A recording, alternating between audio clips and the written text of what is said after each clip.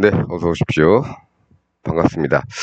오늘은 2024년 8월 25일 일요일입니다. 일요일이고, 일요일 밤 10시 5분, 6분 지나고 있습니다.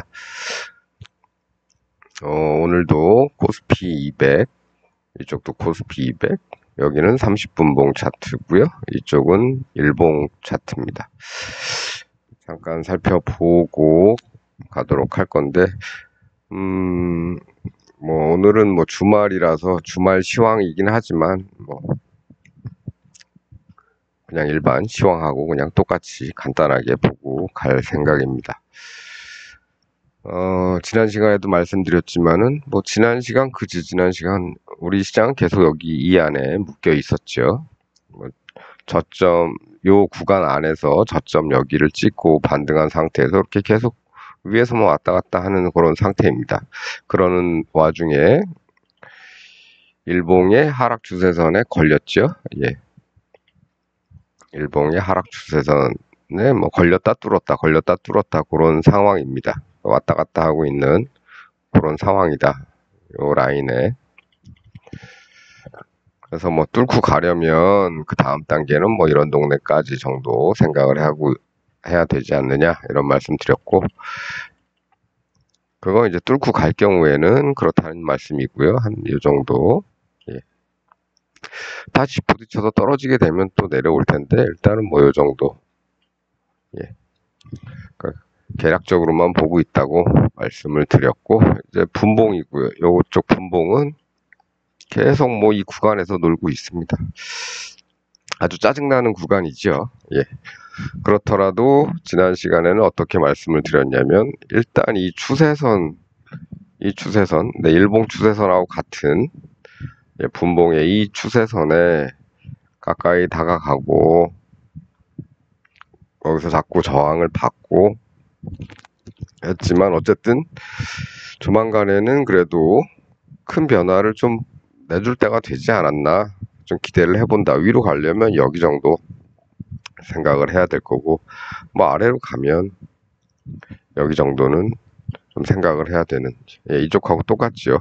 그런 구간에 들어와 있지 않은가라고 말씀을 드렸는데, 금요일에는 이제 이 추세선을 일단 뚫었다가 다시 돌아왔습니다. 계속 막히고 있었던 그런 상황인데요. 월요일에는 어떨까요? 월요일은 기본적으로는 미국 시장이 일단 상승을 해주었습니다. 상승을 해주었기 때문에 우리 시장도 올라갈 가능성이 더 크겠죠. 그런데 얼마나 올라갈까는 잘 모르겠습니다. 과연 얘들이 밀어준 만큼 쭉쭉 올라갈까? 아니면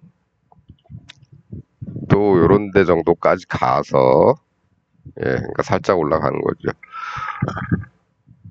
살짝 올라가서 또 막혀가지고 또 꾸역꾸역 될까? 아니면 뚫는 척하고 여기서부터 다시 쌍봉 만들면서 이 안으로 돌아올 그런 구실을 만들까?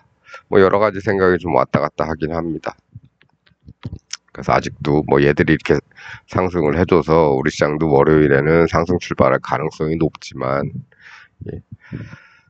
별로 그렇게 여기서 나타나는 모습이 그렇게 좋지는 않다. 대신에 물론 횡보하다가 저점 만들고 다시 올라가서 횡보를 했기 때문에 그래도 뚫으면 요 동네 정도까지는 일단은 요 갭에 여기 정도만 목표를 둬야 될지, 여기까지 목표를 둬야 될지도 지금 애매하고, 그렇게 가주는 것만 해도 고맙고, 그것도 못 가고 여기서 그냥 막혀버리면, 여기죠. 여기서 그냥 또 다시 꾸역꾸역, 이렇게 되면 또 재미없는 날들이 계속 되겠죠. 그래서 좀 애매합니다. 애매하지만 좀 크게 좀 움직여줬으면 좋겠는데, 힘이 그렇게 크게 움직여줄 힘들은 보이진 않고, 대신에 지난번에도 말씀드렸다시피, 그래도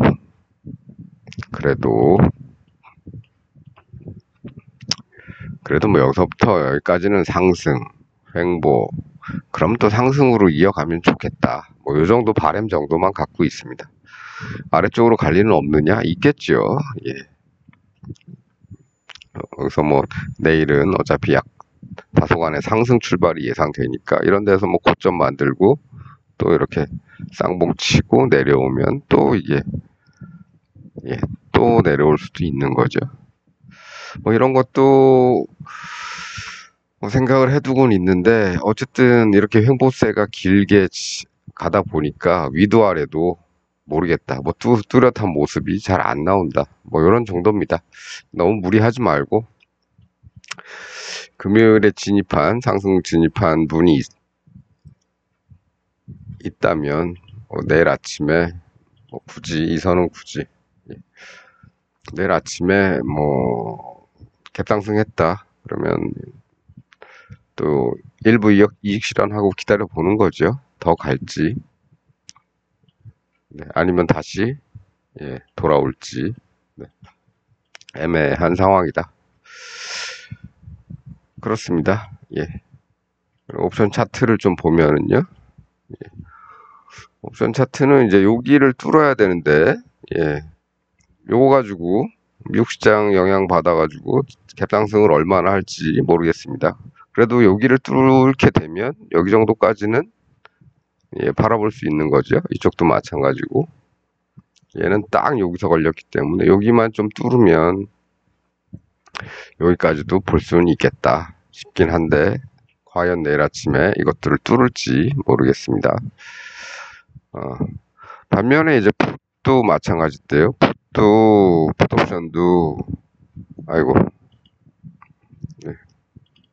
계속 이 저점을 뚫지 못하고 있었죠. 뚫지 못했는데 내일 아침에 또 어떻게 될지는 모릅니다. 분명히 내려서 시작할 것 같은데 그러면 내려서 이 저점에서 그냥 다시 또 안 내려오고 또 꾸역꾸역 반등을 할지 아니면 아예 내려간 김에 저점을 일단 뚫은 다음에 여기서 뭐 그냥 추가로 하락을 할지 다시 올라오려고 저점을 새로 만들었으니까 이제 다시 올라오려고 또 이런 모습을 만들지 어떨지는 지켜봐야겠다.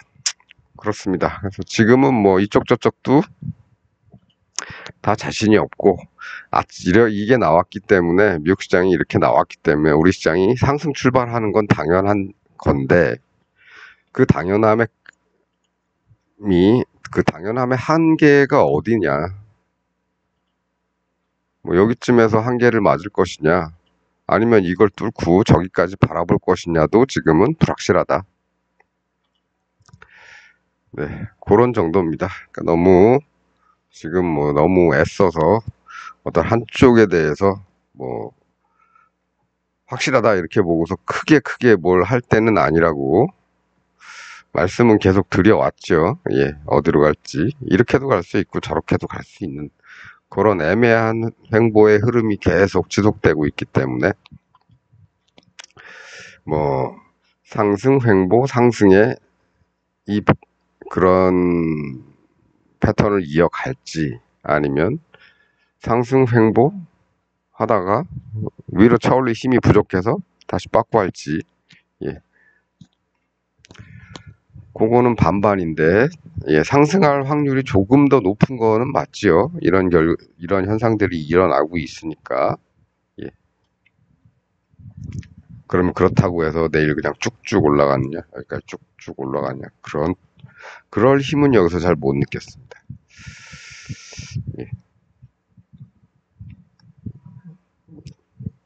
여기를 저점으로 잡아서 이제부터 이렇게 쌍바닥을 만든다고 쳐도 어느 정도 이렇게 되면은 뭐 요 부분부터는 좀 빨라지겠죠. 지금까지는 뭐 그런 모습이 잘 보이진 않고 얘들 때문에 올라가긴 할 텐데 얼마나 올라갈지는 아직도 모르겠다. 통상 보통 하루의 변동폭이 뭐 아침에 보통 변동하는 게 한 5포인트 정도 변동하면 쉬더라 이런 것들도 있으니까 내일 아침에 367.90으로 91로 끝났으니까 90으로 끝나고 여긴 91 두 개가 잘 안 맞네요.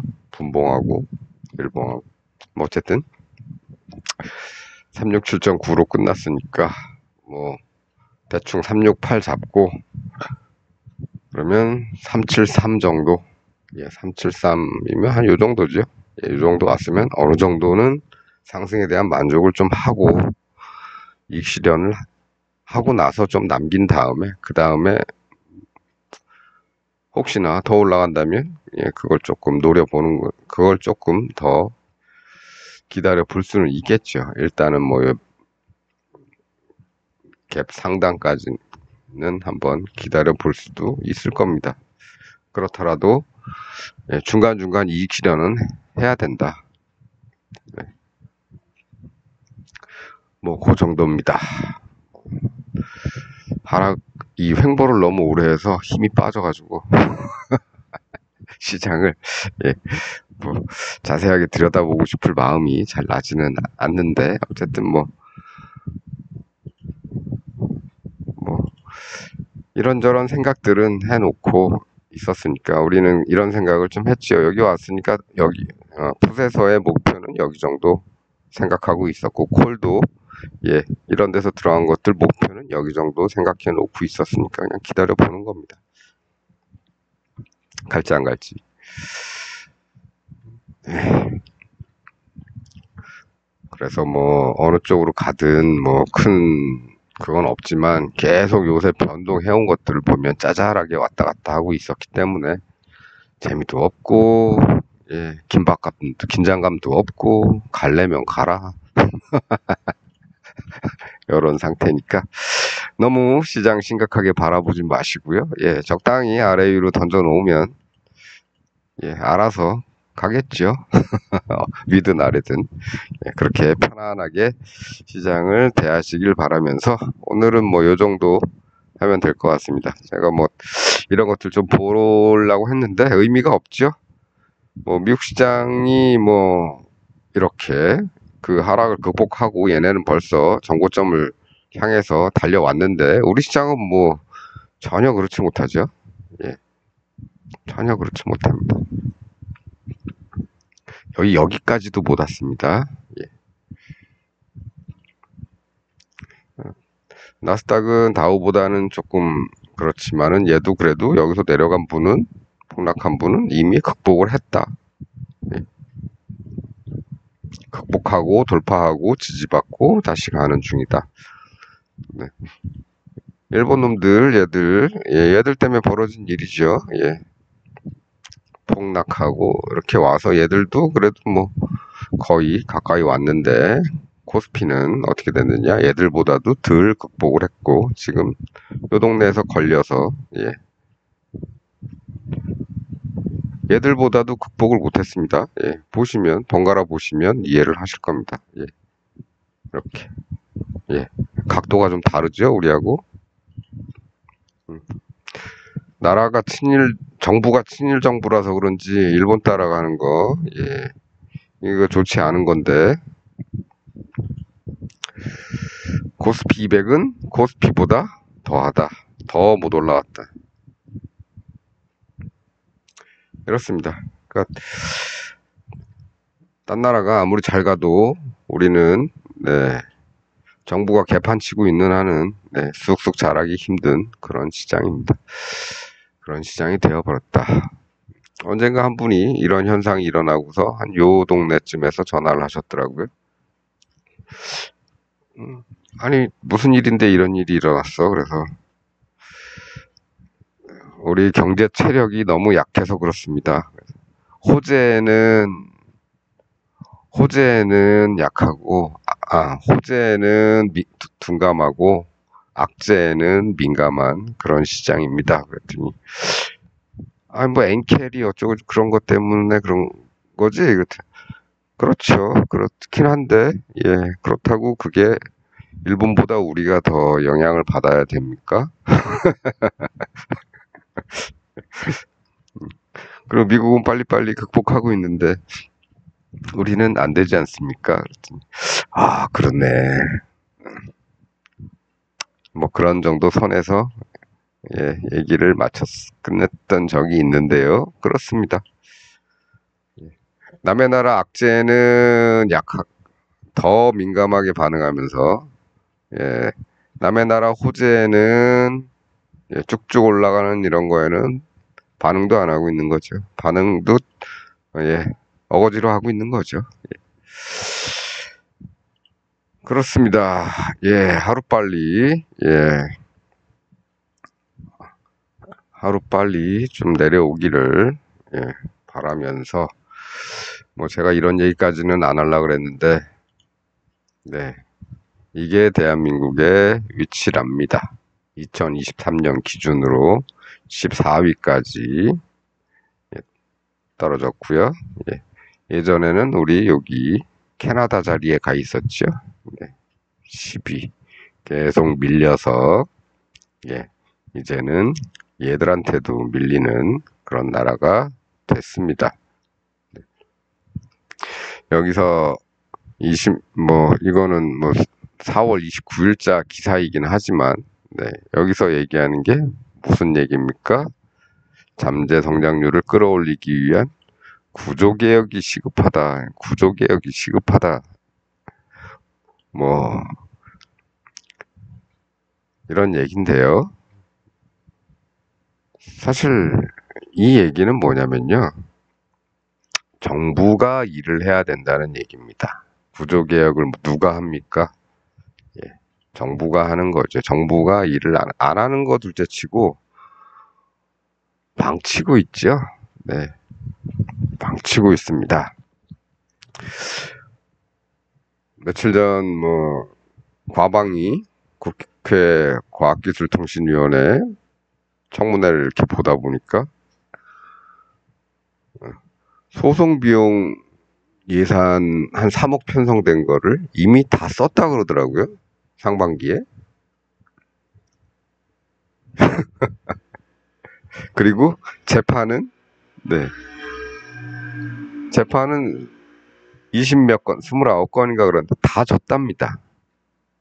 3억 써가지고, 예, 29건 소송에서 다 졌다죠. 이런 짓을 지금 하고 있습니다. 소송을 건 이유는 뭐다? 예, 그거 있죠. 기호 1 방송, 뭐 이런 거. 예, 야당에 유리한 방송을 했다는 거. 예, 뭐 그런 거.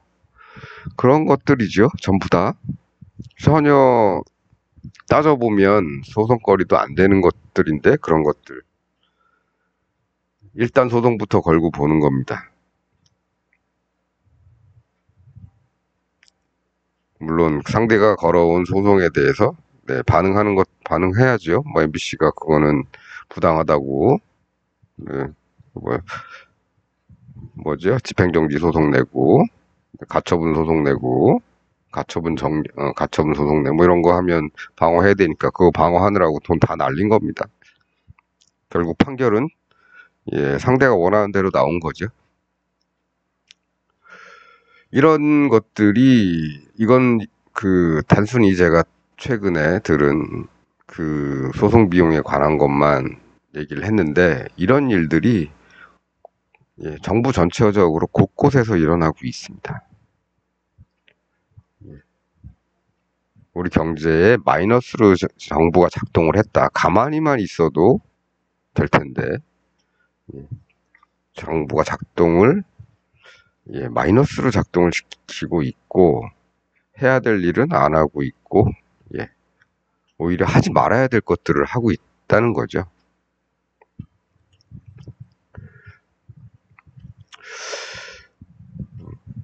그렇습니다. 예, 더 얘기는 다들 뉴스 보고 사시니까 잘 아시겠죠. 그렇습니다. 이런 건 이렇고, 이런 건 이렇죠. 숫자가 조금 다른 거는 잘 모르겠습니다. 어이구, 고맙습니다. 숫자가 좀 다른 거는, 네, 뭐가 있겠죠. 예. 근데 둘 다 명목인데 왜 숫자가 다른지 모르겠네. 여기는 1.7조 1.76조 달러인데, 여기는 1.71조 달러가 나왔고, 여기는 27조 27조 달러죠. 27.34달러. 미국이. 여기는 28.78달러 이렇게 나왔는데, 얘들도 명목 GDP라는 걸 봐서는 조절을 안 한 것 같은데, 숫자가 왜 이렇게 달라지는지는 모르겠습니다. 네. 보통 실질 GDP로, 명목 GDP에서 실질 GDP 계산할 때는, 예, 그 뭐죠? 무슨 디플레이터 같은 게 뭐가 있는데, 제가 요새는 그런 거 공부를 한 지 좀 오래돼가지고 까먹었습니다. 인플레이션율 같은 거 이런 거 반영하는 거죠. 명목에다가 인플레이션율 같은 거 반영해서 그걸 이제 실질로 하게 되면 물가가 좀 많이 오르면 이건 더 떨어지는 거죠. 근데 이거 명목인데 왜 숫자가 다른지는 잘 모르겠지만 뭐 그렇다. 밀렸다. 예전에 몇 년 전에 우린 이 자리에 있었습니다. 캐나다 자리에. 예. 일본은 네 계속 밀리고 있죠. 예, 얘네들 1.7조죠. 이걸로 비교하면 1.7조, 4.2조면 몇 배입니까? 3배 안 되죠? 예, 2배 반 정도 되겠네요. 예, 2배 반 정도, 2배 반 조금 넘네요. 이건 인구 비례 정도 생각하면 딱 맞을 겁니다. 이제 우리나라 한 5천만, 5,500만, 일본 애들 한 1억 2천, 3천 이 정도 되는 거죠. 예.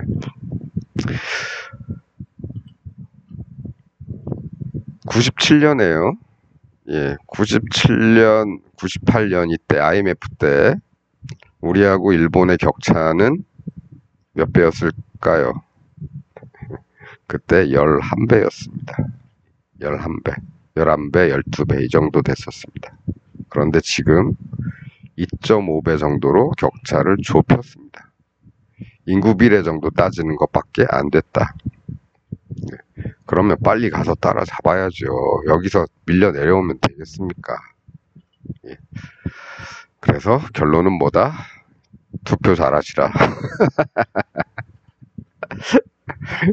이 정도 말씀드리고 마치도록 하겠습니다. 주말 8월의 마지막 주말인가요? 31일이 토요일이라서 거기까지 쳐야 되나? 어쨌든 예, 얼마 남지 않은 여름 잘 보내시고요. 요새는 밤에는 어떻습니까? 밤에 가을바람이 섞여서 불고 있죠.